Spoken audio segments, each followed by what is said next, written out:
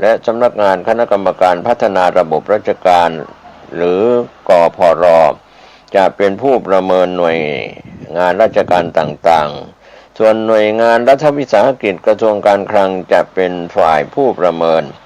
โดยเกณฑ์ประเมินหลักๆก็คือเป็นหน่วยงานที่มีภารกิจซ้ำซ้อนส่วนการบริหารจัดการอัตรากำลังหน่วยงานที่ถูกยุบไปจะมี2แนวทาง1ถ้าสมัครใจออกก็เข้าร่วมโครงการEarly Retire 2ย้ายไปอยู่หน่วยงานใหม่แต่ยอมรับว่าสิทธิประโยชน์คงไม่ได้เหมือนเดิมจะต้องอิงตามระบบหน่วยงานใหม่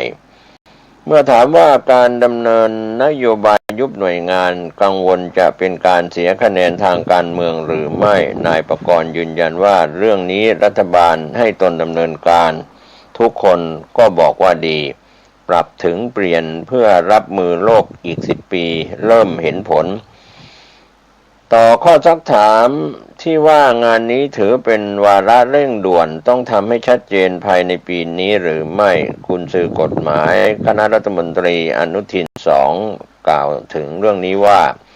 อย่างไรก็ต้องทำภายในรัฐบาลนี้และอาจจะเห็นผลอีก10 ปีข้างหน้าก็ตามเพราะมันไม่ได้ง่ายเหมือนภาคเอกชนปรับเปลี่ยนโครงสร้างองค์กร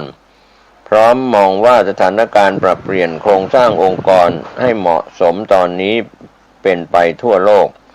ฉะนั้นภาครัฐประเทศไทยก็ต้องปรับตัวอย่างรุนแรงไม่เช่นนั้นจะได้รับผลกระทบรุนแรงจากสถานการณ์ต่างๆทั้งปัญหาพลังงานหรือภาษีที่เพิ่มขึ้นก่อนหน้านี้ย้ำว่าวันนี้เราไม่ได้อยู่ในโลกที่เป็นปกติเหมือน10 หรือ 20 ปีที่ผ่านมาแล้วที่อยู่ในยุคการค้าขายอย่างไรก็รวยแต่วันนี้มันไม่ใช่ประกอบกล่าวเพิ่มเติมกับทีมข่าวว่าวันนี้ต้องมาช่วยกันดูแลถ้าเราไม่ปรับโครงสร้างรัฐ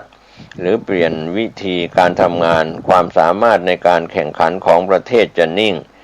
และจะเทียบประเทศอื่นไม่ได้ที่พัฒนาดีขึ้นฉะนั้นอยากให้เข้าใจตรงนี้ไม่อยากให้ดราม่าก็ต้องคิดเอาเองว่าจะเลือกเอาประเทศหรือจะเลือกเอาตัวเองนายประกรณ์กล่าวทิ้งท้ายก็เป็นเรื่องราวข้อมูลที่กล่าวถึงในเรื่องนี้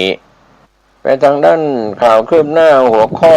Early Retire เครื่องมือปฏิรูประบบราชการของเวียดนามก็เป็นข้อมูลที่น่าสนใจในประเทศเพื่อนบ้านข้อมูลจากแหล่งข่าวต่างประเทศได้รายงานว่าการเรียนรู้จากเวียดนามปฏิรูปโครงสร้างรัฐทุบกระทรวงยุบหัวเมืองและ Early Retire เพื่อ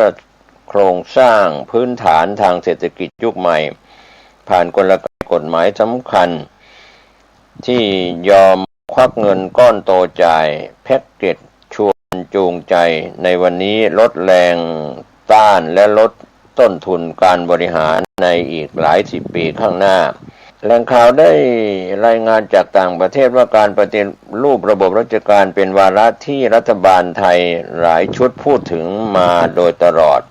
แต่ผลลัพธ์ที่เกิดขึ้นมักจำกัดอยู่ที่การปรับโครงสร้างบางหน่วยงานการนำเทคโนโลยี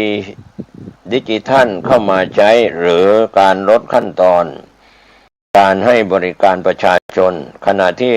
คำถามใหญ่เรื่องขนาดของภาครัฐควรเล็กลงหรือไม่และระบบราชการควรถูกออกแบบใหม่อย่างไรแทบไม่เคยถูกแตะอย่างจริงจังช่วงไม่กี่เดือนที่ผ่านมาประเด็นดังกล่าวกลับมาอยู่ในความสนใจอีกครั้งหลังรัฐบาลส่งสัญญาณศึกษามาตรการเกษียณก่อนกำหนดและแนวทางปรับโครงสร้างกำลังคนภาครัฐท่ามกลางแรงกดดันจากภาระงบประมาณที่เพิ่มขึ้น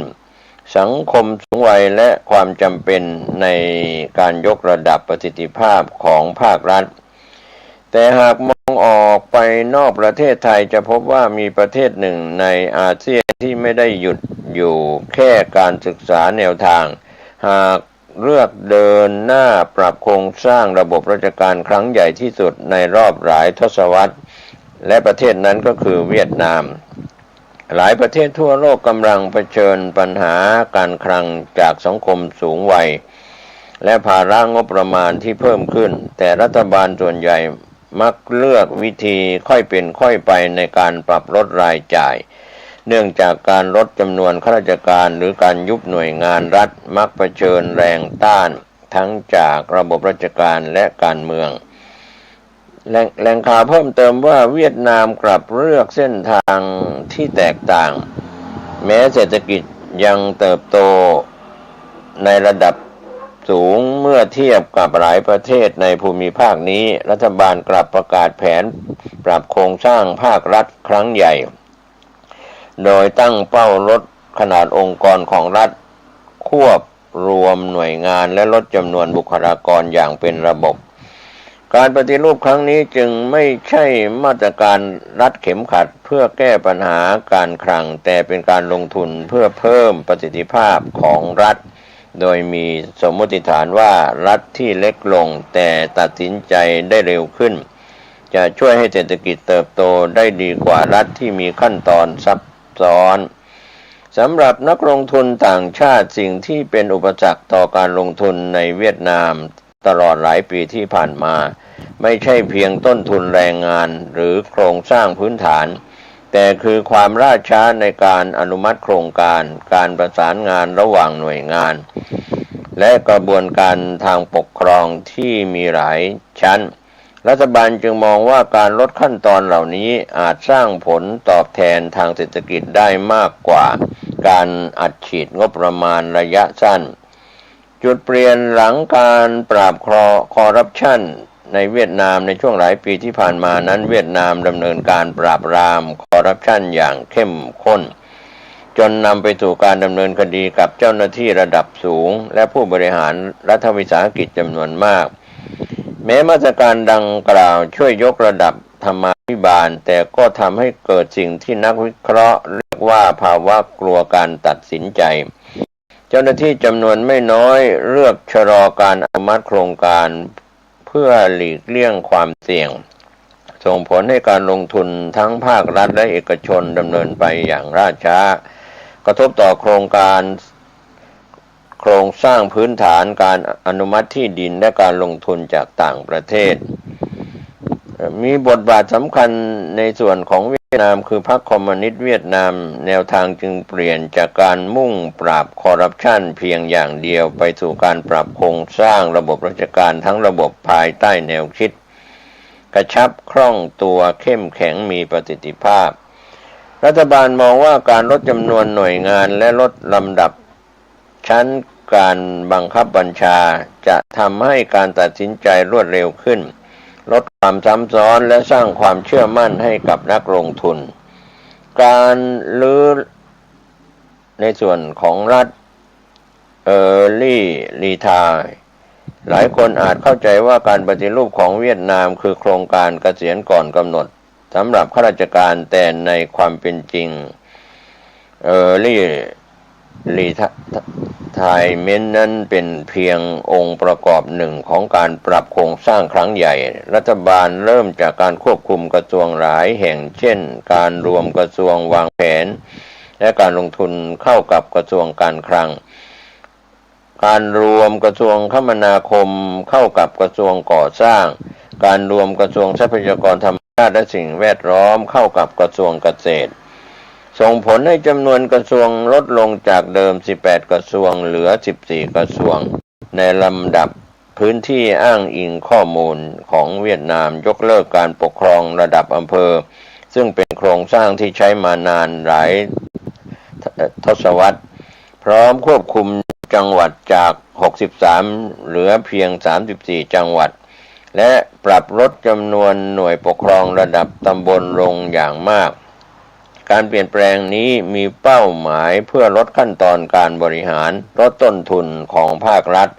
และทำให้การสั่งการจากส่วนกลางถึงท้อง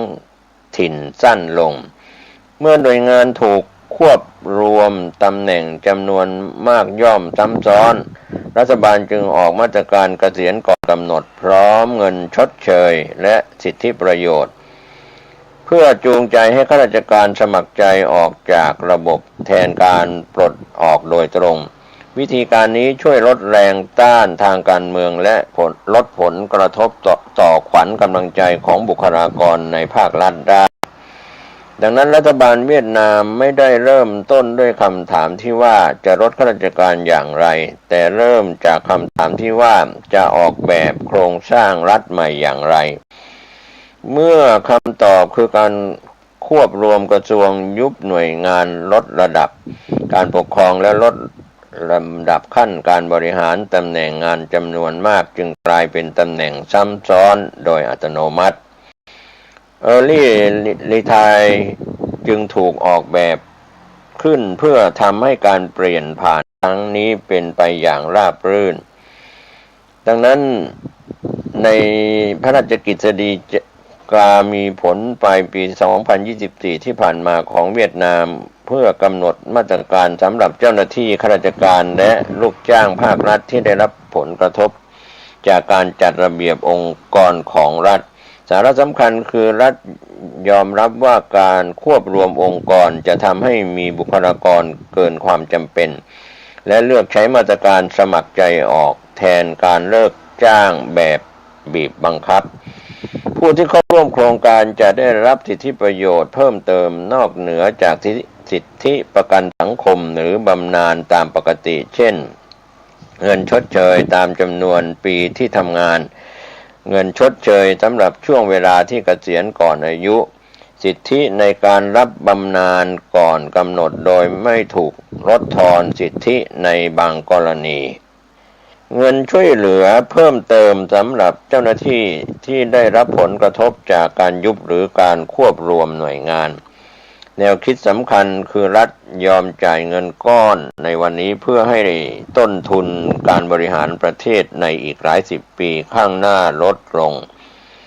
เพิ่มแรงจูงใจให้คนตัดสินใจออกในเวียดนามหลังจากที่เริ่มดำเนินการจริงรัฐบาลพบว่าบางหน่วยงานยังมีข้อจำกัดในการใช้มาตรการดังกล่าวก็มีสาระสำคัญแก้ไขและขยายสิทธิสาระสำคัญหลักก็คือขยายกลุ่มผู้มีสิทธิ์เข้าร่วมเพิ่มความยืดหยุ่นให้แต่ละหน่วยงานในการจัดการกำลังคนปรับปรุงหลักเกณฑ์การคำนวณสิทธิประโยชน์ลดข้อจำกัดด้านขั้นตอนเพื่อให้ลดกำลังคนทำได้รวดเร็วขึ้นอีกนัยยะหนึ่งไม่ได้เปลี่ยนเป้าหมายของนโยบายในเวียดนามแต่เป็นการทำให้เครื่องมือมีประสิทธิภาพมากขึ้นแล้วเงินชดเชยคิดอย่างไรรายละเอียดการคำนวณค่อนข้างที่จะซับซ้อนเพราะขึ้นอยู่กับสถานะของผู้เข้าร่วมเช่นอายุราชการอายุจริงและสิทธิในระบบบำนาญแต่หลักๆประกอบไปด้วย3ส่วน 1. สิทธิประโยชน์ตามระบบบำนาญที่ผู้มีสิทธิ์ได้รับอยู่แล้ว 2. เงินชดเชยตามอายุงานซึ่งคิดจากจำนวนปีที่รับราชการ 3. เงินชดเชยสำหรับการออกก่อนกำหนดเพื่อชดเชยรายได้ที่หายไปจากการเกษียณก่อนวัย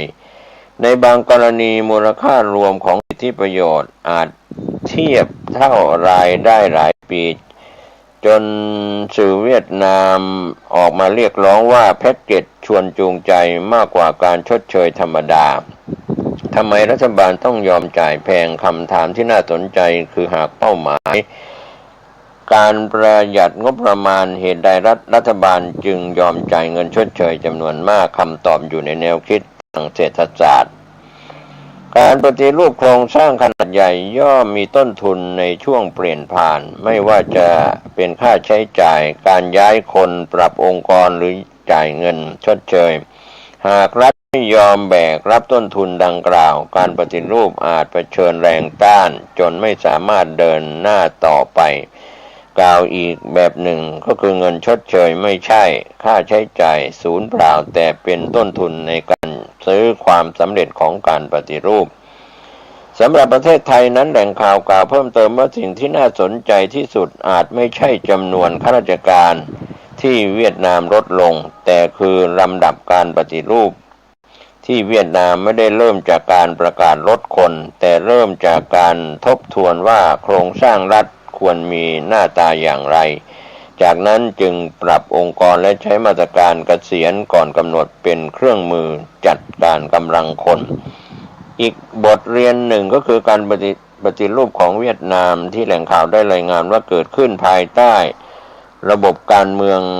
แบบพรรคเดียวทำให้การผลักดันนโยบายสามารถดำเนินไปได้อย่างรวดเร็วและมีเอกภาพขณะที่ประเทศไทยมีโครงสร้างการเมืองระบบกฎหมายและความสัมพันธ์ระหว่างฝ่ายการเมืองกับระบบราชการที่แตกต่างกันอย่างมีนัยสำคัญดังนั้นการคัดลอกมาตรการโดยตรงอาจจะเป็นไปไม่ได้อย่างไรก็ตามหลักคิดบางประการยังสามารถนำมาปรับใช้ได้เช่นการทบทวนบทบาทของหน่วยงานที่มีภารกิจซ้ำซ้อนการลดขั้นตอนการอนุมัติที่ไม่จำเป็นและการเชื่อมโยงการปฏิรูประบบราชการเข้ากับเป้าหมายด้านความสามารถในการแข่งขันของประเทศมากกว่าจะมองว่าเป็นเพียงมาตรการประหยัดงบประมาณท้ายที่สุดบทเรียนสำคัญจากเวียดนามที่แหล่งข่าวกล่าวว่าไม่ใช่คำตอบว่าควรลดข้าราชการหรือไม่แต่คือการเปลี่ยนมุมมองต่อระบบราชการจากเดิมที่ถูกมองเป็นเพียงกลไกบริหารของรัฐไปสู่การมองว่าเป็นโครงสร้างพื้นฐานทางเศรษฐกิจเช่นเดียวกับถนนท่าเรือหรือโครงข่ายดิจิทัลหากระบบราชการทำงานได้รวดเร็วโปร่งใสและมีประสิทธิภาพต้นทุนในการทำธุรกิจจะลดลงการลงทุนจะเกิดขึ้นง่ายขึ้นและขีดความสามารถในการแข่งขันของประเทศก็มีโอกาสเพิ่มขึ้นตามไปด้วยก็เป็นข้อมูลขอบคุณจากแหล่งข่าวที่ได้รายงานข่าวหัวข้อข่าวEarly Retire เครื่องมือปฏิรูประบบราชการของเวียดนาม7 กรกฎาคม 2569ขอบคุณแหล่งข่าวจากต่างประเทศที่ได้รายงานข่าวนี้ท่านใช้วิจารณญาณว่าประเทศไทยจะมีการEarly Retire เครื่องมือปฏิรูประบบราชการของไทยอย่างไรก็เป็นเรื่องที่ฝ่ายผู้บริหารบ้านเมืองคณะรัฐมนตรีและระบบราชการรัฐวิสาหกิจหรือภาคประชาชนร่วมคิดร่วมทำเพื่อแสดงออกให้ประเทศไทยอยู่รอดต่อไปในภายภาคหน้าท่านใช้วิจารณญาณในการรับข้อมูลข่าวสารจากต่างประเทศสู่ประเทศไทยไปทางด้านข่าวไทยรัฐออนไลน์ได้รายงานหัวข้อข่าวสรุป9สิ่งสำคัญถูกเลิกจ้างได้ค่าชดเชยสิทธิตามกฎหมายอะไรบ้างจากสถานการณ์ปัจจุบันปี 2569 ผู้สื่อข่าวได้รายงานว่าการปรับตัวของผู้ประกอบการในประเทศไทยให้เข้ากับสภาวะปัญหาทางเศรษฐกิจหนึ่งในการปรับตัวที่หลีกเลี่ยงไม่ได้ก็คือการลดต้นทุนเลิกจ้างพนักงานบางแห่งเลือกจะบอกเลิกจ้างพนักงานล่วงหน้าให้ได้เตรียมตัวแต่บางแห่งกลับเลือกจะบอกเลิกจ้างกระทันหันจนพนักงานหลายคนตกใจจนลืมไปว่าตนเองมีสิทธิ์ได้รับเงินและสิทธิประโยชน์หลายรายการตามกฎหมายไม่ใช่แค่ค่าชดเชยตามกฎหมายเพียงอย่างเดียวเรื่องนี้ทางนราธิปฤทธิ์นรารัตน์ทนายความ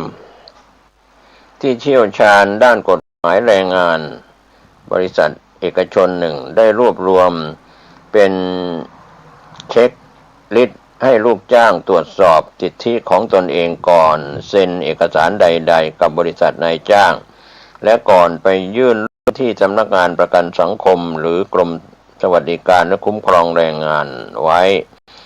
1. ค่าชดเชยตามอายุงานเงินก้อนหลักที่นายจ้างต้องจ่ายเมื่อเลิกจ้างหากลูกจ้างไม่ได้กระทำความผิดโดยอัตราเงินที่ได้รับขึ้นอยู่กับอายุงานของลูกจ้างที่ทำงานต่อเนื่องโดยมีสิทธิได้รับตั้งแต่30วันไปจนถึง400วันของค่าจ้างอัตราสุดท้าย 2. สินจ้างแทนการบอกกล่าวล่วงหน้าค่าตกใจหากนายจ้างเลิกจ้างทันทีโดยไม่แจ้งล่วงหน้าอย่างน้อย1 งวดการจ่ายค่าจ้างลูกจ้างมีสิทธิ์ได้รับค่าจ้างแทนช่วงที่ควรจะได้รับ การบอกกล่าวล่วงหน้าแยกต่างเป็นการแยกต่างหากจากค่าชดเชยตามพระราชบัญญัติคุ้มครองแรงงานมาตรา 17/1 3. ค่าชดเชยพิเศษกรณีย้ายสถานประกอบกิจการหากนายจ้างย้ายสถานประกอบกิจการไปที่อื่นและลูกจ้างไม่ประสงค์ย้ายไปด้วยนายจ้างต้องแจ้งล่วงหน้าไม่น้อยกว่า30วันมิฉะนั้นจะต้องจ่ายค่าชดเชยพิเศษแทนการบอกกล่าวเพิ่มเติมจากค่าชดเชยปกติตามพระราชบัญญัติคุ้มครองแรงงานมาตรา 120 4. ค่าชดเชยพิเศษกรณีปรับปรุงหน่วยงานโดยนำเครื่องจักรหรือเทคโนโลยีมาใช้กรณีเลิกจ้างเฉพาะปรับปรุงหน่วยงานกระบวนการผลิตโดยนำเครื่องจักรหรือเทคโนโลยีมาแทนแรงงานนายจ้างต้องแจ้งล่วงหน้า60วันและจ่ายค่าชดเชยพิเศษเพิ่มเติมสำหรับลูกจ้างที่มีอายุงานตั้งแต่6ปีขึ้นไปโดยมีสิทธิได้รับเท่ากับค่าจ้างอัตราสุดท้าย15วันต่อการทำงานครบ1ปีตามพระราชบัญญัติคุ้มครองแรงงานมาตรา 121 ถึงมาตรา 122 5. ค่าจ้างค่าล่วงเวลาและค่าทำงานในวันหยุดที่ค้างจ่ายค่าจ้างของวันทำงานสุดท้ายค่าล่วงเวลา OT และค่าทำงานในวันหยุดที่ยังไม่ได้รับนายจ้างต้องจ่ายให้ครบภายในเวลาที่กฎหมายกำหนดโดยจ่ายภายใน3วันนับวันเลิกจ้างตามพระราชบัญญัติคุ้มครองแรงงานมาตรา 6. ค่าจ้างสำหรับวันหยุดพักผ่อนประจำปีที่ยังไม่ได้ใช้วันหยุดพักผ่อนประจำปีตามสิทธิที่ลูกจ้างสะสมไว้แต่ยังไม่ได้ใช้ในปีนั้นนายจ้างต้องจ่ายเป็นเงินให้เมื่อเลิกจ้างตามพระราชบัญญัติคุ้มครองแรงงานมาตรา 67 7. เงินกองทุนสำรองเลี้ยงชีพหากบริษัทกองทุนสำรองเลี้ยงชีพลูกจ้างมีสิทธิ์ได้รับเงินสะสมส่วนของตนเองเต็มจำนวนส่วนเงินสมทบของนายจ้างจะได้รับตามเงื่อนไขอายุสมาชิกที่ระบุในข้อบังคับกองทุนตามพระราชบัญญัติกองทุนสำรองเลี้ยงชีพพุทธศักราช 2530 และข้อบังคับกองทุนของแต่ละบริษัท 8. สิทธิประโยชน์กรณีว่างงานประกันสังคมผู้ประกันตนที่ถูกเลิกจ้างมีสิทธิยื่นขอรับเงินทดแทนกรณีว่างงานจากสำนักงานประกันสังคมโดยต้องขึ้นทะเบียนว่างงานผ่านเว็บไซต์กรมการจัดหางานภายใน30วันนับแต่ถูกเลิกจ้างตามพระราชบัญญัติประกันสังคมพุทธศักราช 2533 และกฎกระทรวงว่าด้วยการทดแทนกรณีว่างงาน 9. หนังสือรับรองการทำงานและเอกสารประกอบการยื่นสิทธิลูกจ้างมีสิทธิขอหนังสือรับรองการทำงานจากนายจ้างรวมถึงเอกสารอื่นเช่นหนังสือเลิกจ้างสลิปเงินเดือนย้อนหลังเพื่อใช้ประกอบการยื่นขอรับสิทธิประโยชน์ว่างงานและสมัครงานใหม่ตามปพพมาตรา 585สิ่งที่ลูกจ้างควรทำทันทีเมื่อถูกเลิกจ้างขอหนังสือเลิกจ้างเป็นลายลักษณ์อักษรที่ระบุวันที่และเหตุผลชัดเจนอย่ารีบเซ็นเอกสารสละสิทธิ์หรือใบลาออกที่นายจ้างยื่นให้หากยังไม่แน่ใจรวบรวมสลิปเงินเดือนสัญญาจ้างและหลักฐานวันลาพักร้อนคงเหลือขึ้นทะเบียนว่างงานกับกรมการจัดหางานภายใน30วันเพื่อไม่ให้เสียสิทธิประกันสังคมคำนวณเงินที่ควรได้รับตามเช็คลิสต์ข้างต้นแล้วเทียบการยอดที่นายจ้างเสนอจ่ายจริงก็เป็นเรื่องราวที่ทางไทยรัฐออนไลน์ได้รายงานหัวข้อข่าวสรุป9สิ่งสำคัญที่ถูกเลิกจ้างได้ค่าชดเชยสิทธิตามกฎหมายอะไรบ้างข่าวคืบหน้าจะได้รายงานขอบคุณไทยรัฐออนไลน์ที่ได้รายงานข่าวนี้วันนี้ข่าวชาวบ้านหมดเวลาลงผมเกษตรเพชรสำเร็จบรรณาธิการข่าวก้าวหน้านิวขอบคุณพี่น้องสื่อมวลชนทุกแขนงสาขาทั้งสื่อไทยสื่อเทศในรอบ24ชั่วโมงที่ได้รายงานข่าวสารกันเข้ามาก็ท่านใช้วิจารณญาณในการรับรู้ข้อมูลข่าวสารข่าว าวบ้านก็เป็นส่วนหนึ่งของการสะท้อนเป็นกระจกเงาของสังคมทั้งสื่อไทยสื่อเทศท่านที่เข้าไปในเว็บไซต์ www.9hnanews.com ท่านก็จะได้รับทราบข้อมูลข่าวสารสื่อไทยสื่อเทศในรอบ 24 ชั่วโมงขอบคุณสถานีวิทยุกระจายเสียงภาคปกติที่ส่งสัญญาณข่าวชาวบ้านและภาคออนไลน์ทั้งวิทยุออนไลน์ทีวีออนไลน์ด้วยความขอบคุณโชคดีในการเดินทางขึ้นเหนือร่องใต้ช่วงนี้ฝนตกชุกช่วงการเข้าพรรษาของพระคุณเจ้าหรือการติดตามการพยากรณ์อากาศจากกรมอุตุนิยมวิทยาท่านก็จะเดินทางขับรถด้วยความไม่ประมาทฝนตกถนนลื่นสวัสดีครับและก็ทางสถานีวิทยุแห่งนี้อาตมาภาพตุเจ้าวันน้องตองมาพบปะพ่อแม่พี่น้องเป็นเวลา30 นาทีโดยประมาณเอามาปูจาพระ